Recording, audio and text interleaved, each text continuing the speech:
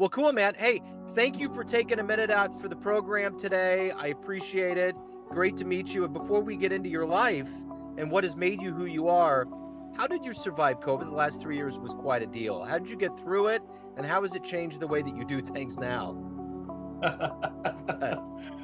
Well, COVID was quite a different kind of life. I had was just really getting focused on doing more in-person speaking gigs and training and coaching, and then COVID happened, and so all the conferences stopped, all of the staff retreats, things that I would normally work at, all went away. And as the virtual platforms started to kind of come back to come out and build up, it took a while before they really kind of kicked in and before people started to really embrace them. But once those started to happen, I realized that I couldn't engage audiences in the same way that I used to in an in-person kind of an environment. So I had to really change my tactics, learn different types of exercises that I could do with groups of people in a virtual environment when they're not in the same room together. So you're a real right left brain kind of guy. You've done a lot of things from being a technician to a comic to all of these things. So let's hone in on right now, 2023. Going to hypothetically put you in front of a bunch of grade school kids at career day. One of the kids looks up and says, "What do you do for a living?" How do you answer them? I tell them that I'm a motivational arsonist. That's So awesome. so so what I do is I help people realize that they've got a power inside of them, that a fire that burns and is what keeps them motivated. It's their passion. And so that fire is really, really bright, but sometimes, things happen in your life and it dims it. And so we try to have to look at different ways of looking at things and finding help where we can and learning to get along with others and build together teams and be creative and come up with new ideas, and that spark can come back. And once our own spark is lit, then we can learn how to share that fire with others. Wonderful. And there's the cheesy dad magic that I do, I love it. that I'll do to try to illustrate that for kids. So how's that? That's great, dude. Like everything was right there. It was like a full show. So what did you want to be when you were in the third grade, when you were a kid? What was your dream when you grew up? Oh man, I wanted to be an astronaut. Of course. Explore. Yeah, so third grade, where was I at that time? I had just come to New Jersey. We hadn't landed on the moon yet, but there was so much going on in the space realm, with all the lunar exploration and space exploration, and Star Trek had been dominating the airwaves and stuff like that. And I just wanted to be an astronaut, to get out into space and to explore. And so, interestingly, I had moved to New Jersey from Brooklyn, New York, and I still had, not that Jersey doesn't have an accent, but I still had a very strong Brooklyn accent. And so, when I was, you know, talking to other kids in school, they were like, "Hey, man, you talk funny." I'm like, "I don't talk funny. What are you talking about?" And like, "Yeah, you talk funny. Where are you from?" I'm like, "I'm from Mars. Where do you think I'm from?" So in third grade and onward, I was known as Martian. Okay. Okay. And so I was a little bit of an outcast because I didn't quite fit in. And then as I grew, maybe actually I didn't grow is what the problem was. I actually was a small kid by the time I got into junior high, middle school and high school. I was still kind of the smallest kid in the class. And so that stuck with me, being the little kid. And so I went from being the kind of picked on Martian, because I was also, little, I was the little short green guy. But by the time I graduated high school, I was still only 5'3", weighed 110 pounds. So I was still the outsider. I was still the picked on one. I was still the subject of bullies. And I didn't necessarily want to go into that just yet, but that's kind of, coming up through that. And then, like I said, in the back of my mind with the space program, right? How did that happen? And I looked at some of these people, and they weren't necessarily all these square-jawed, handsome superhero-looking dudes. There were some average-looking people that were going to into space and making a difference. And I looked at, like, on Star Trek and other shows like that, and there were some smaller, diminutive people there as well. And so they got along, they were successful. Another inspiration for me was in monster movies. Because in monster movies, I realized that no matter how big, bad, and nasty the monster was, the little guy still could win. So I was inspired that there was hope no matter what. And I knew that I could be successful despite the bullies and despite what other people thought. And one of the things that I vowed was that no one should ever feel the way I was made to feel as a kid. Yeah. And so I didn't know it at the time that I would ultimately wind up in a position like this where I'm, kind of a motivational speaker and teaching leadership and communication. Ultimately, I evolved into that, but that really, the foundation of it really was started way back when I was a kid, and I realized how I didn't like being treated, and I realized how I didn't want other people to be treated, and how I wanted to make people feel like they were special and they were important and that they mattered. And so, as I've evolved through my career, that's what happened. And I took that kind of an ethic with me everywhere I went, in every type of job, and no matter what I was doing. That's interesting. When I was in high school, I was 4'11". I went through the same experiences. And I remember at one time I went to a doctor when I really hit the apex and was trying to figure it out. This guy comes in and he's no taller than I am. I'm like, what are you going to tell me? What do you like? I wanted Shaquille O'Neal to come in and be like, all right, dude, how do I do this? So let's go back in your childhood. Where were you born and raised? And how did these seeds get into you to be so diverse and multi-talented and right, left brained? So I grew up in Brooklyn, New York, the first 10 years, and then moved to Jersey. That was the transition point. Yeah. Going to Coney Island, that kind of stuff. My my dad was a hardworking blue collar guy, and one of the ethics that I learned from him as I watched him working really hard, is to never give up. But also, if he didn't know how to do something, he would learn how to do it just so that he can go and get a job and keep the family fed. So, at any different time, he was a carpenter, a painter, a truck driver, ultimately went into pest control and all kinds of stuff. And I remember him just kind of dabbling in a little of everything just to keep the family fed. And what he told us as kids, because dad had to leave school at an early age because his father died when dad was young. And dad, being the oldest child, at about 13 years old, had to leave school and go to work to help support his mom and his siblings. So dad taught us, learn something every day. Learn something new every day. I don't care if you stay in school or not. I would prefer if you did. But whether you stay in school or not, whether you take formal education or not, life offers you all sorts of experiences and opportunities, and you need to take advantage of them and learn something every time you have an opportunity to do so. And that applies everywhere. So it applies to work ethics, it applies to just personal life, it applies to trying new foods, going new places, meeting people for the first time.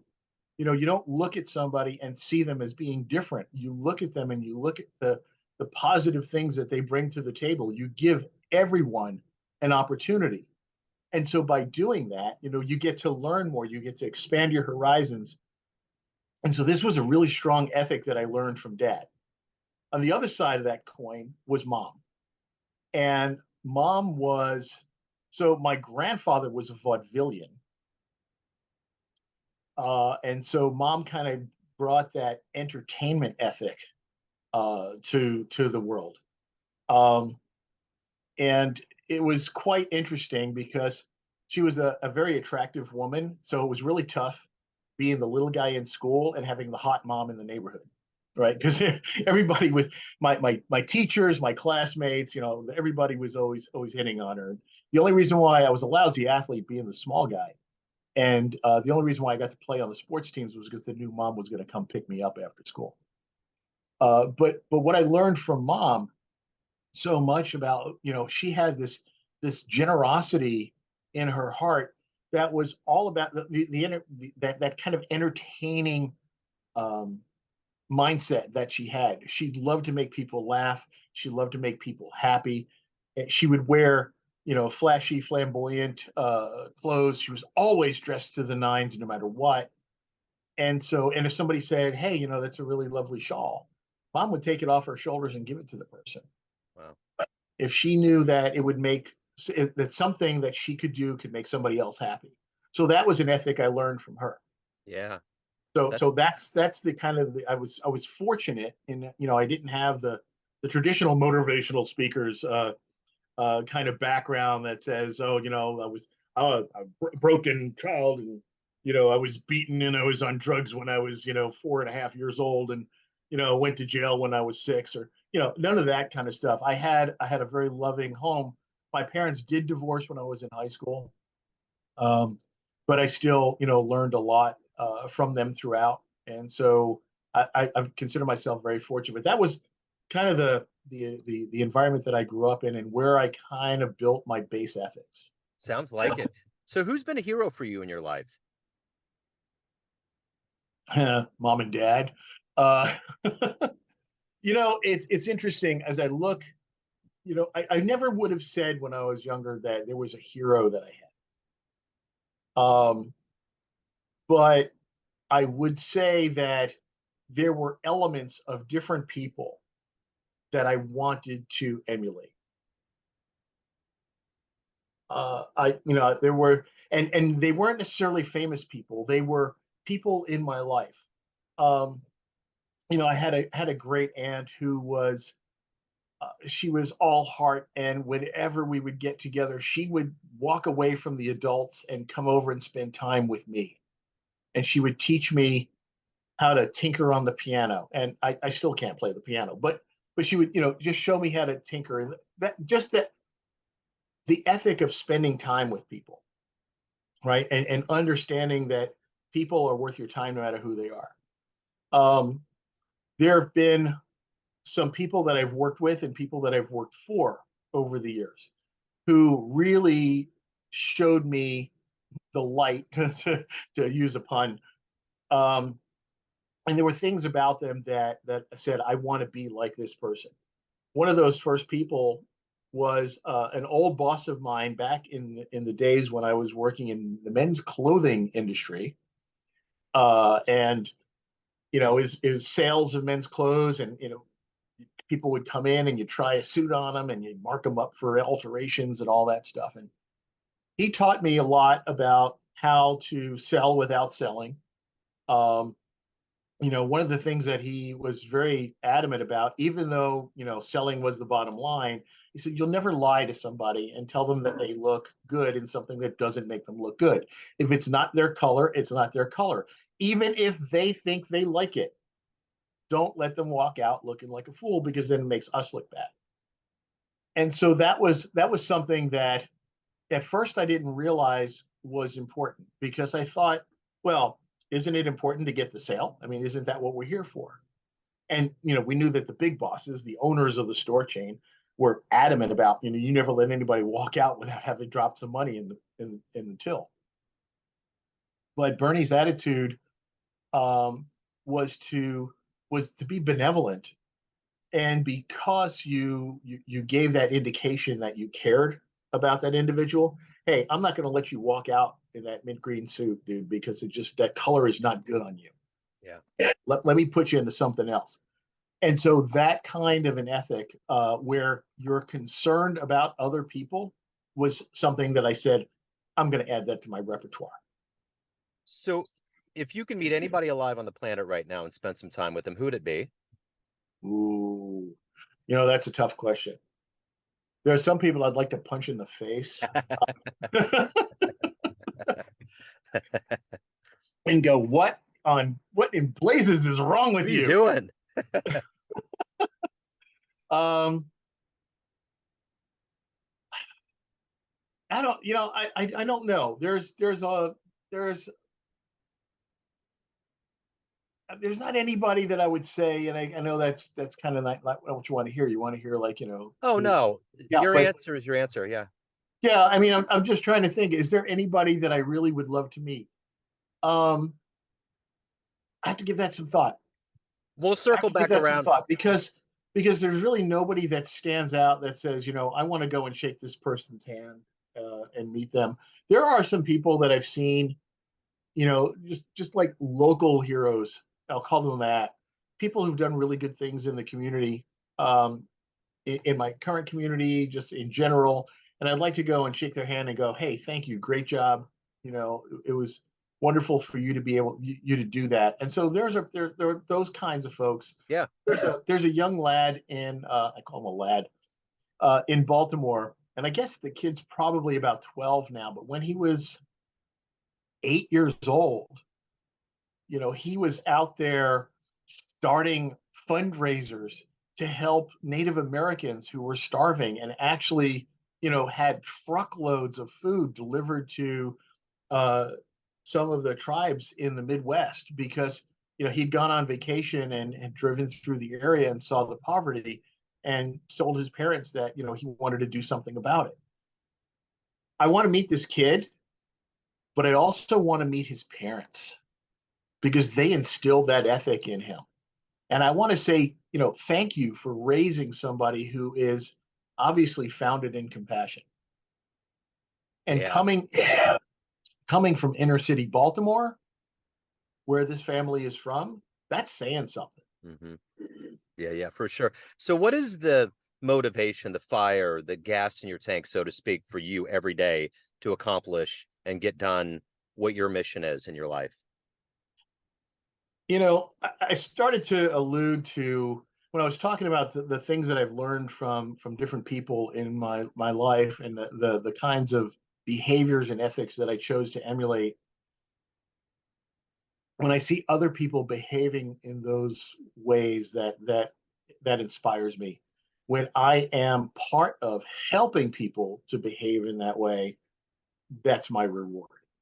So, a good example, that I can probably give, is that I was always told, one of the things that I learned from all these folks is to give people the gift of your time and your attention.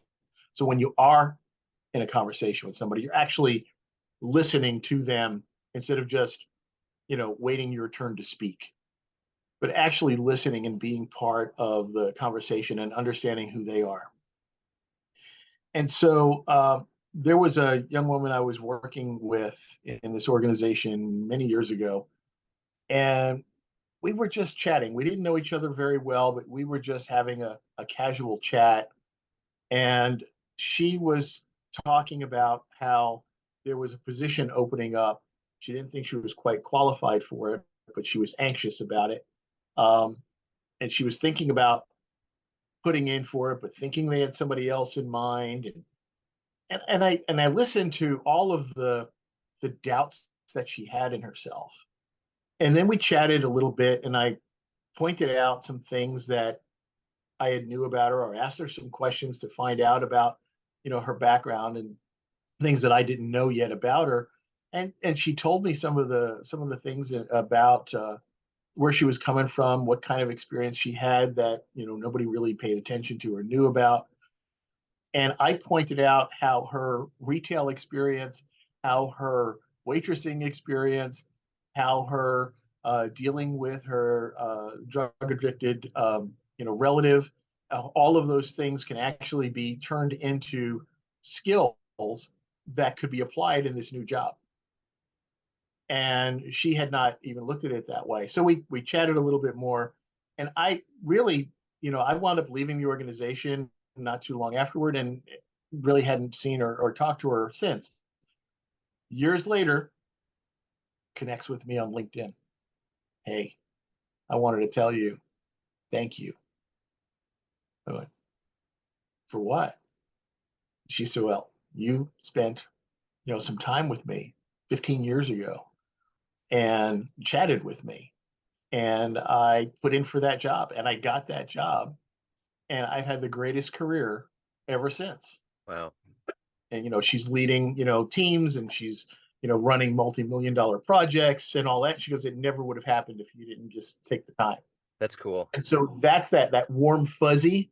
That's what keeps me going. It's those little things like that. And I realize that every interaction we have with people gives us that kind of an opportunity. Yeah.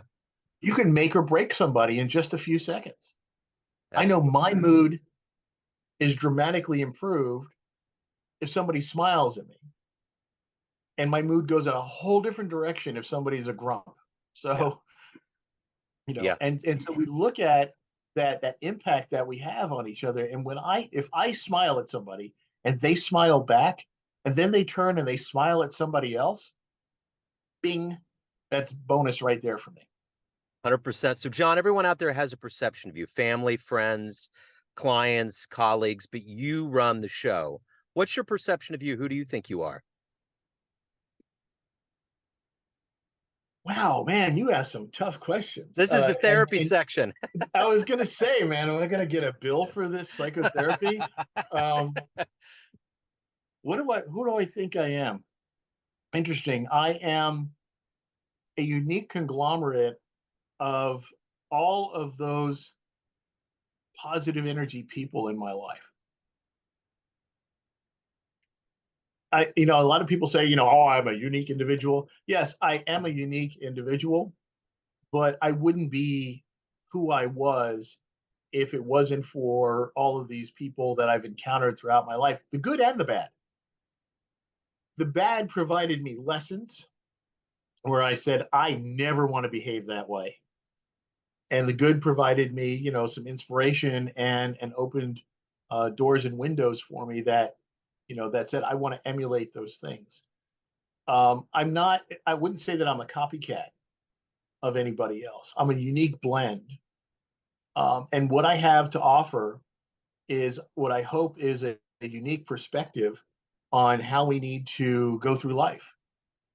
The elements that I've incorporated into my life and what I incorporate into what I try to teach people are the factors that we need that they're so important. The first of all of that is trust. We need to be able to trust each other. And so I look back at my career and in my life, and the best relationships were ones that had a foundation of trust. I mean, it's kind of a no-brainer when you look at it that way. But if you're going to work for somebody, if you're going to work with somebody, if you're going to get into a relationship with somebody, you've got to trust them and they've got to trust you. For many years, I was a media spokesperson for government agencies. Now, that means I've got to talk to reporters. And a lot of people look at reporters as, oh my God, they're the enemy. But they're not. I mean, they've got a job to do. And so we would build a relationship founded in mutual trust. They would trust that I'm going to give them the information they need for their story, that I'm not going to distort the facts, and that I'm going to, hopefully get it to them within their deadline. And I'm going to do everything in my power to make sure that they get the pieces that they need. And if they have a misconception, to help them clarify their vision or to get the right vision or the right perspective of the story. In turn, I have to trust that they're going to use the information I gave them correctly, that they're not going to misquote me, that they're not going to take me out of context, and they're not going to, throw me under the bus, even when there's bad news. So by building this relationship founded in trust, even when something happened, when the as we say, the fecal matter hit the air circulation device, and my government agency, maybe, maybe there's something that happened was at fault, or there was something that had gone wrong. Because I had this positive mutual trust relationship with the media, they gave me the opportunity to tell our side of the story instead of just bashing us. Yeah. So as I look through God, I hate saying this out loud because I feel ancient, over 40-year career I had working with media. In that entire time, you figure how many thousands and thousands and thousands of reporters had I worked with. I was only intentionally misquoted 4 times. And that, I think, is a record in the industry. So trust was that number one factor. The second thing, and I don't want to be too long-winded, but the second important factor was opportunity. And that, you have to be given the opportunity to learn something, to try something, to fail even. So I worked with an organization that took 10% of its budget and put it towards projects that were likely to fail. And by doing that, they remove the fear of failure. They empower people to take risk. And they said, if this project works, it's going to be a game changer. If it doesn't, we'll have learned from that. Well, that was so inspiring to people who worked there that they obviously tried harder to make it work, because nobody sloughed off.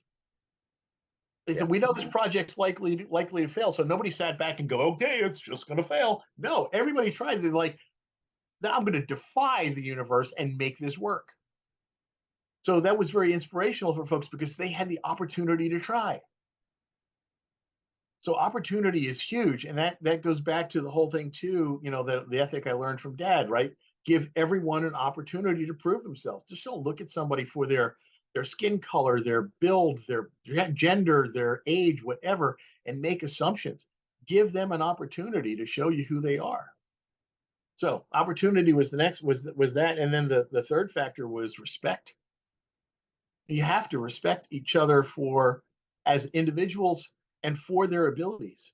Too many times I've seen, especially in the workplace, where you go through this incredible hiring process and you bring people in based on their background, their talent, their experience, their skills, and then you micromanage them.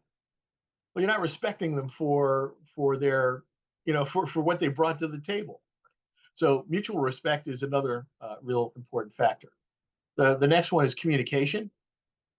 And communication is probably the most vital of all, right? You've got to be able to understand each other. And you can't understand each other if you don't communicate with each other. And you got to communicate openly, honestly, be transparent. I can't do what you expect me to do if you haven't explained to me what those expectations are. And if I'm running into a roadblock to achieve those expectations, you're going to make an assumption if I haven't told you what that roadblock was and where it came from. So communication is huge. And it's, a lot of times we put it in the work context, but that's in the human, just human to human interaction context as well. In any family relationship and anything else. The final factor in all of this is humanity, and remembering that people are more than just the job or more than just whatever. There's a whole human being there that has, loves and passions and trials and tribulations and troubles in their life. And you may not know what those things are. But understand that that's a whole human being. And in the workplace, especially, understanding they're not just the 9 to 5. I mean, they're a whole person. They've got a family. They got whatever they got going on. There's a proverb that I love that basically says, if you live long enough, everything will happen to you. Right? It means that, at some point you're going to be doing well, some points not, Sure. healthy, not healthy. In some story, in some episode, you're going to be the hero. In another episode, you might be the victim. And in yet another, part of your life, you may be the villain in somebody else's story. Yeah. So understanding that we all are going through different things and treating each other with compassion, that's where that humanity comes in. So all of those factors, Yep. trust, opportunity, respect, communication, and humanity, that's my acronym for TORCH. And that goes back to that motivational fire again. Absolutely. So if anyone out there wants to hire you or learn more about you, where can they go? www.johnverrico.com. Cool. John, this has been great. Thank you for opening up. Thank you for giving us a little bit of your fire. I appreciate it. Best of luck with everything. Joe, thank you so much. Thank you for reaching out, and thanks for having me on the show. Yes, sir. Take care.